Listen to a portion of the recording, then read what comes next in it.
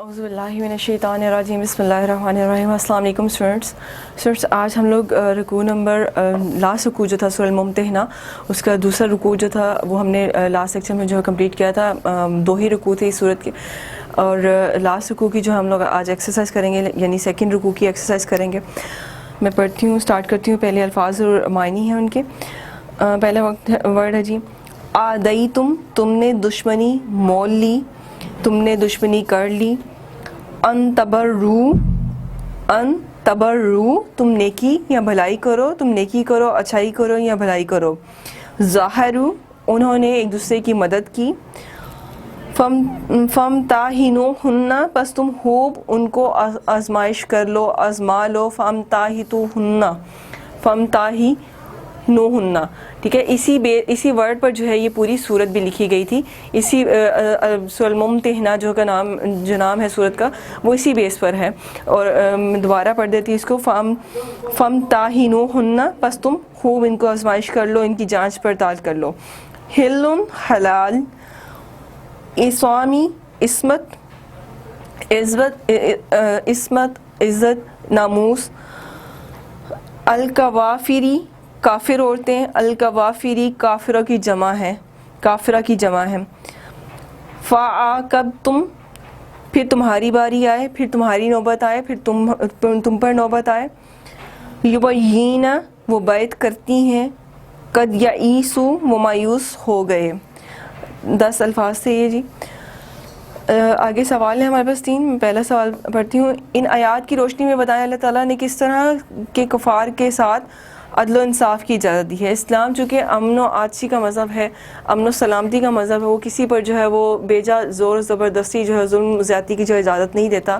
اور اس کے ماننے والے اپنے ساتھ رہنے والوں کے ساتھ بھی جو ہے وہ اچھا سلوک کرتے ہیں, اچھے تعلقات رکھتے ہیں, بشرطے یہ کہ وہ بھی ساتھ رہنے والے جو ہیں وہ اذیت و تکلیف نہ پہنچائیں, وہ کسی بھی تکلیف کا باعث نہ بنے, کسی بھی اذیت کا باعث نہ بنے. تو ان کے لیے کیا حکم ہے؟ یہ حکم ہے کہ جی وہ کفار جنہوں نے دین کے بارے میں تم سے کوئی جنگ نہیں کی اور نہ ہی تمہیں تمہارے گھروں سے نکالا اور نہ ہی تمہیں گھروں سے نکالنے والوں کی مدد کی اور ان کے ساتھ بھلائی اور احسان اور عدل و احسان کرنے سے اللہ تعالیٰ تمہیں منع نہیں کرتا.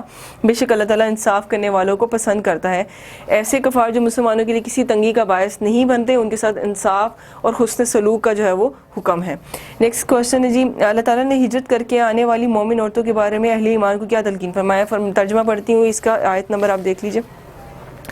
لاسٹ کی جو آیات ہیں ان آیت نمبر جو ہے 12, اس پہ جو فرمایا گیا کہ اے اہل ایمان, جب تمہارے پاس مومن عورتیں ہجرت کر کے آئے تو تم ان کے ایمان کی خوب آزمائش کر لو, اور ان کی حقیقی ایمان کا علم تو اللہ تعالیٰ ہی کو ہے. جب تمہیں ان کے حقیقی مومن ہونے کا یقین ہو جائے تو پھر انہیں کفار کی طرف واپس مت لوٹاؤ. نہ یہ مومن عورتیں ان کفار کے لیے حلال ہیں اور نہ ہی وہ کفار ان مومن عورتوں کے لیے حلال ہے. اور ان مومن عورتوں کے کافر شوہروں نے جو ان پر خرچ کیا وہ تم ان کفار کو دے دو, اور اب ان عورتوں کو مہر دے کر تمہارا ان سے نکاح کرنا درست ہے. ٹھیک ہے جی. یہ آیت نمبر جو ہے اس کو آپ لے سکتے ہیں 10 سے جو ہے وہ ہاں جی آیت نمبر 10 جو ہے وہ اس کی بنتی ہے, 12 نہیں سوری, آیت نمبر 10 اس کی بنتی ہے. نیکسٹ لاسٹ کویسچن ہے جی نبی کریم صلی اللہ علیہ وسلم کو مومن عورتوں سے کن باتوں پر بیعت لینے کے لیے کہا گیا. نبی کریم صلی اللہ علیہ وسلم سے فرمایا گیا کہ مومن عورتیں جب آپ کے پاس آئیں تو ان سے بیعت لے لو, ان سے کہہ دو کہ وہ خدا کے ساتھ کسی کو شریک نہیں ٹھہرائیں گی, وہ چوری نہیں کریں گی. یہ آیت نمبر 12 ہے. اس کا جواب جو آیت نمبر 12 میں آئے گا کہ وہ چوری نہیں کریں گی, وہ بدکاری نہیں کریں گی, وہ اولادوں کو قتل نہیں کریں گی, اور نہ وہ اپنے ہاتھ اور پاؤں کو کوئی بہتان باندھے گی, اور نہ نیک کاموں میں تمہاری نافرمانی کریں گی. یعنی کہ وہ کسی بھی طرح سے آپ کو اور نبی اللہ تعالیٰ کو, آپ صلی اللہ علیہ وسلم کو اللہ تعالیٰ کو دھوکہ نہیں دیں گی, اور اسلام کی راہ پر ثابت قدمی کے ساتھ چلیں گی. یہاں تک ہماری ایکسرسائز کمپلیٹ ہوئی. انشاءاللہ نیکسٹ لیکچر سے ہم لوگ حدیث کا پورشن سٹارٹ کریں گے. تھینک یو سو مچ. اللہ حافظ.